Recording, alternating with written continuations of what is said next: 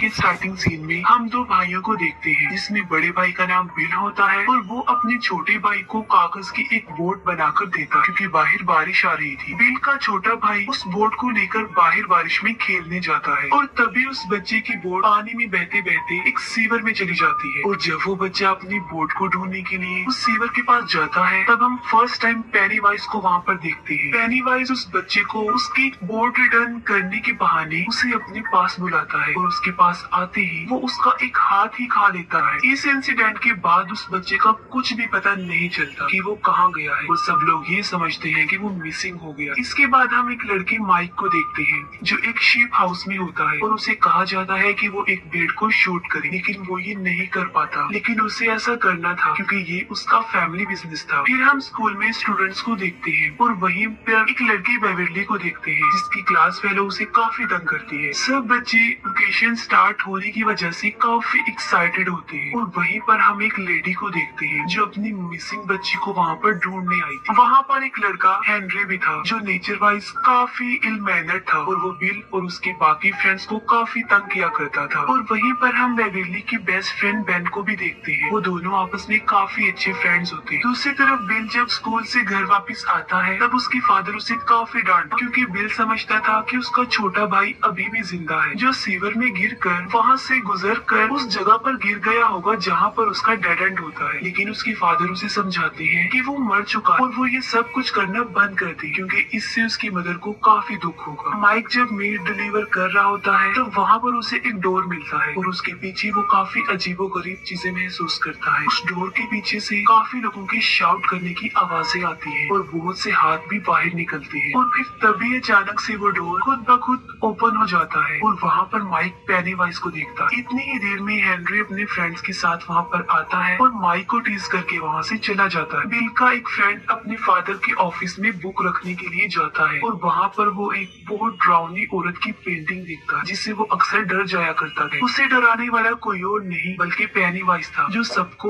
उनके डर से ही डराता था और उन चीजों से जिनसे वो डरते हैं। बिल अपने फ्रेंड्स को लेकर सीवर के डेड एंड की तरफ जा रहा होता है और बेन लाइब्रेरी में बैठकर पोएट्री लिखता है और साथ ही एक जगह डेयरी की हिस्ट्री भी पढ़ रहा होता है, जो असल में वही जगह थी। उस हिस्ट्री में उसे डेयरी में होने वाले सारे इंसिडेंट के बारे में इंफॉर्मेशन मिलती है और वो इंसिडेंट्स लोगों की डेथ के बारे में थे, यानी बहुत से लोगों की डेथ हो गई थी। और फिर बेन को हेलुसिनेशन स्टार्ट हो जाती है और उसके साथ ये कोई और नहीं बल्कि पेनीवाइज ही कर रहा था। और बेन को वहाँ पर एक बैलून भी उड़ता हुआ नजर आता है, जो और किसी को नजर नहीं आ रहा होता। बेन जब उस बैलून के पीछे जाता है, तब उसे वहाँ पर बहुत सारे ईस्टर एग्स मिलते हैं और उन्हें फॉलो करते करते वो लाइब्रेरी तक पहुँच जाता है। और तभी एक आधा जला सर कटा इंसान बेन पर हमला करने के लिए उसकी तरफ बढ़ता है, लेकिन बेन वहाँ से भाग जाता है। बेन जब वहाँ से जा रहा होता है, तब हेनरी और उसके फ्रेंड उसे पकड़ लेते हैं, उसे काफी परेशान करते हैं और यहाँ तक कि हेनरी एक नाइफ से उसके पेट पर एच लिख देता है। इसी दौरान कार में एक कपल भी वहाँ से गुजरता है और बेन उनसे हेल्प मांगता है, लेकिन वो लोग उसकी एक नहीं सुनते। उसी कार में बेन एक रेड बैलून देखता है, जिससे ये साफ जाहिर था कि वो कपल जो गाड़ी में बैठा हुआ है, अब वो भी पेनीवाइज के कब्जे में आ चुके हैं। तभी किसी तरह बेन अपनी जान छुड़ाकर वहाँ से भाग जाता है और वो बैड ग्रुप उसका पीछा करते हैं। दूसरी तरफ बिल अपने फ्रेंड्स के साथ उस सिटी के सीवर के डेड एंड पर अपने भाई को ढूंढ रहा होता है, लेकिन वहाँ पर उसे किसी और बच्चे का जूता मिलता है। लेकिन इससे पहले कि वो सब लोग बिल के भाई को ढूंढने के लिए अंदर जाते, इंजर्ड बेन वहाँ पर आ जाता है। वहीं पर बिल का एक फ्रेंड बिल के छोटे भाई को ढूंढने के लिए अंदर चला जाता है और वहाँ पर उसे बहुत सारे गोस्ट नजर आते हैं। उसे वहाँ पर बहुत सारी सॉल्स नजर आती है और पेनीवाइज उसे मार डालता है। बिल और उसके बाकी फ्रेंड्स बेन के लिए बैंडेज इक्विपमेंट्स ले रहे होते हैं, लेकिन उनके पास पैसे कम होते हैं। उसी मार्केट में बेवरली भी होती है, जो मेडिसिन लेने में उनकी हेल्प करती है। और फिर ये फ्रेंड्स ग्रुप बेवरली को उनके साथ तालाब पर चलने के लिए इनवाइट करते हैं। बेवरली जब घर पहुंचती है, तब उसके फादर एज यूजुअल उसके साथ काफी अजीब बिहेव करते हैं। अपने फादर के बिहेवियर की वजह से बेवरली काफी अपसेट रहती थी और इस बार तो वो इतनी दुखी होती है कि वो अपने बाल काट लेती है। फिर वो सब फ्रेंड्स और बेवरली तालाब पर काफी इंजॉय करते हैं। ये सब फ्रेंड्स मिलकर बेन के घर जाते हैं और वहाँ पर उसका डेरी टाउन से रिलेटेड हिस्ट्री कलेक्शन देखते हैं। बेन उन्हें बताता है कि जो जो लोग इस सिटी में रहा करते थे एक एक करके वो वहाँ से गायब होते रहे। लेकिन अजीब बात तो ये है कि लोगों के गायब होने का कोई भी रीजन, उनकी डेड बॉडी या कोई भी निशान नहीं मिला। बस सिर्फ उस सिटी में ही एक कुएं के पास मरे हुए लोगों के कपड़े थे जो खून से भरे हुए थे और वहाँ पर खून खराबा आम हो गए। लेकिन उसके पीछे ये पता नहीं चल सका कि ये कौन कर रहा हो। फिर हम बिल के फ्रेंड एडी को देखते हैं जो स्कूल से घर की तरफ जा रहा होता है और रास्ते में वो एक बहुत पुराने घर के सामने से गुजरता है और ठीक उसी वक्त उसकी मेडिसिन लेने का टाइम भी हो जाता है और एडी वहाँ पर रुककर अपनी मेडिसिन लेने लगता है। और तभी एडी को उस घर से किसी की आवाजें सुनाई देती है। वो आवाजें सुनकर एडी काफी घबरा जाता है। वो वहाँ से जाने लगता है तो तभी घबराहट के आलम में उसकी मेडिसिन उसके हाथों से गिर जाती है। एडी जब अपनी मेडिसिन उठा रहा होता है तभी वहाँ पर एक बदसूरत काफी गंदा और बीमार आदमी आकर उसे डराता है और उसे डराते डराते वो उस पुराने घर की तरफ ले जा रहा होता है। लेकिन एडी भागकर उस घर के पीछे चला जाता है और एडी को वहाँ पर पेनीवाइज नजर आता है। एडी वहाँ से भाग जाता है। बेवर्ली जब घर आती है तब उसे एक पोएट्री कार्ड मिलता है जिसे पढ़ने के लिए वो वॉशरूम में जाती है। बेवर्ली जब वो पोएट्री पढ़ रही होती है तब उसे वॉश सिंक से बच्चों की आवाजें सुनाई देती है। बेवर्ली जब एक मेजरिंग टेप उस सिंक के अंदर डालकर बाहर निकालती है तब वो खून से भरा हुआ वापिस आता है और उस पे इंसानी बाल भी लगे होते हैं जो बेवर्ली की पूरी बॉडी से लिपट जाते हैं और उसे अंदर की तरफ खींचते हैं। इसके बाद उस वॉश सिंक से बहुत सारा खून तेजी से बाहर निकलता है और पूरा वॉशरूम और बेवर्ली खून से भर जाते हैं। बेवर्ली के रोने की आवाज सुन के उसके फादर भी वहाँ पर आ जाते हैं लेकिन वो ऐसा रिएक्ट करता है जैसे वहाँ पर कुछ भी नहीं हुआ। बिल जो कि अपने छोटे भाई को काफी मिस कर रहा होता है लेकिन तभी वहाँ पर उसे किसी के होने का एहसास होता है और वहीं पर उसे किसी के पाँव के निशान भी मिलता है और जब वो उन पैरों के निशान के पीछे जाता है तब उसे उसका छोटा भाई नजर आता है जो उसे बेसमेंट में ले जाता है। पहले बिल का छोटा भाई उसे इमोशनली ब्लैकमेल करता है और फिर देखते ही देखते एक शैतान में तब्दील हो जाता है और तभी वहाँ पर पेनीवाइज भी आ जाता है जो बिल पर अटैक कर देता है। लेकिन ठीक वक्त पर बिल अपनी जान बचाकर वहाँ से भाग जाता है। फिर बेवर्ली उन फ्रेंड्स को अपने घर बुलाकर उन्हें अपना वॉशरूम दिखाती है। सब बच्चे भी देखते हैं कि वहाँ पर बहुत ज्यादा खून है लेकिन बेवर्ली सोचती है कि उसके फादर को वो क्यों नहीं नजर आ। फिर वो सब मिलकर वॉशरूम क्लीन करते हैं। वो फ्रेंड्स आपस में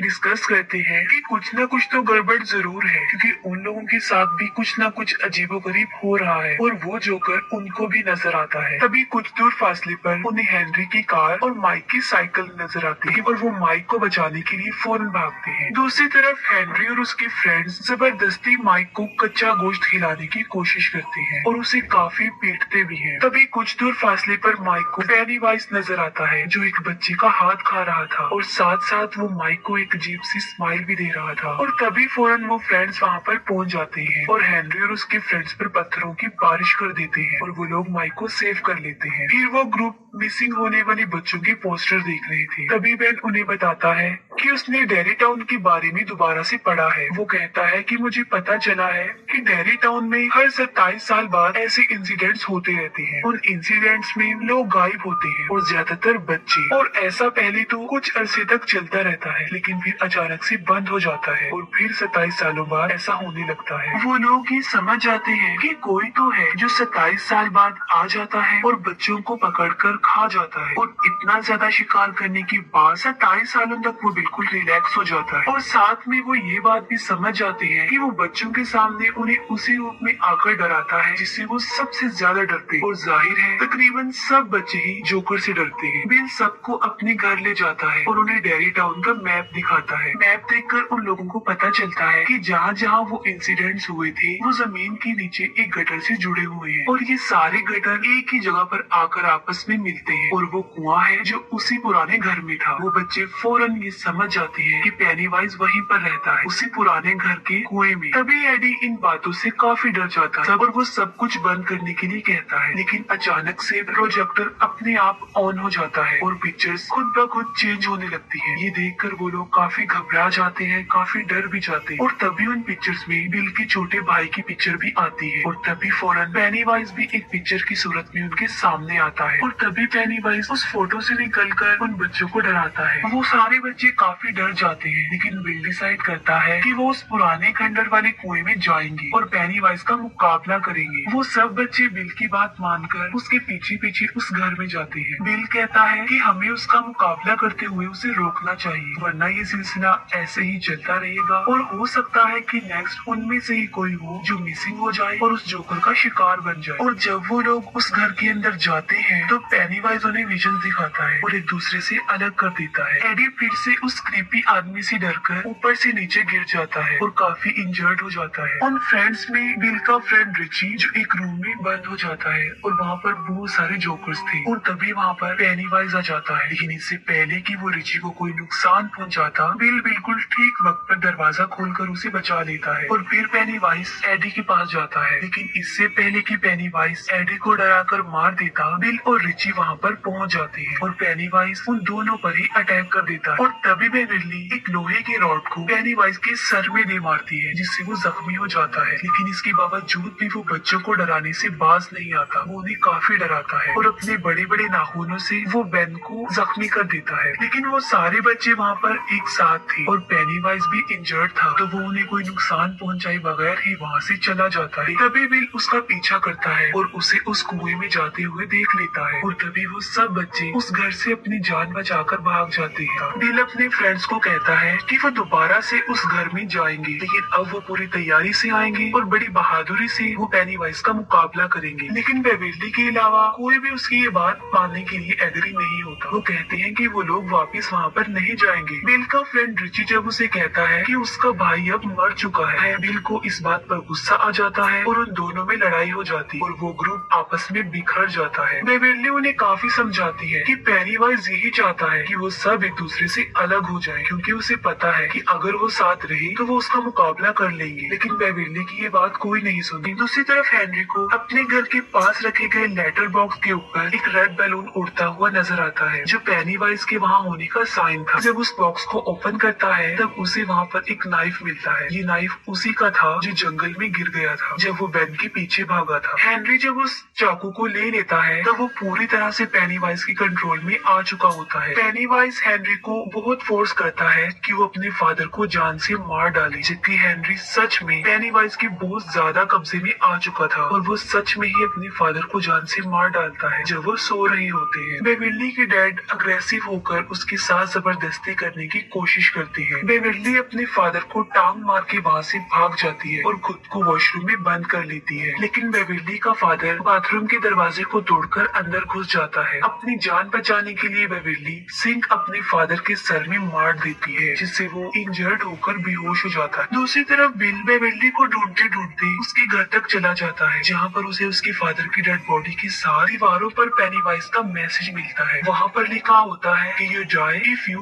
ट्राई। बिल अपने सब फ्रेंड्स को बताता है कि पेनीवाइज बेविली को ले गया है और वो बेविली को बचाने के लिए फिर से एक हो जाते हैं और फिर वो लोग दोबारा से उस घर में आते हैं। लेकिन इस बार वो अपनी पूरी तैयारी से पेनीवाइज का मुकाबला करने के लिए हथियार भी अपने साथ लाए होते हैं। दूसरी तरफ बेविली के ऊपर खून के कुछ कतरे गिरते हैं, जिससे वो होश में आती है और वो देखती है कि वो एक गटर में है, जहाँ पर कचरे का एक बहुत बड़ा ढेर काफी ऊंचाई तक लगा होता है और वहाँ पर बच्चों की डेड बॉडीज भी हवा में फ्लाई करती है। तब बेविली वहाँ से भागने की कोशिश करती है, लेकिन पेनीवाइज उस पर अटैक कर देता है और उसे काफी डराता है। लेकिन बेविली नहीं डरती। बेविली बड़ी बहादुरी से उसका मुकाबला करती है। पेनीवाइज जब देखता है कि वो उसे नहीं डर रही तो वो उसे उसका असली रूप दिखाता है और वो पेनीवाइज की एक डेड लाइट भी थी। उसे देख के बेविली फौरन बेहोश हो जाती है। सारे बच्चे कुएं से नीचे उतर जाते हैं, लेकिन सबसे लास्ट में जब माइक की बारी आती है तब हेनरी उस पर अटैक कर देता है। उसे मारने की कोशिश करता है, लेकिन माइक उसका मुकाबला करके कुएं से उसे काफी नीचे गिरा देता है।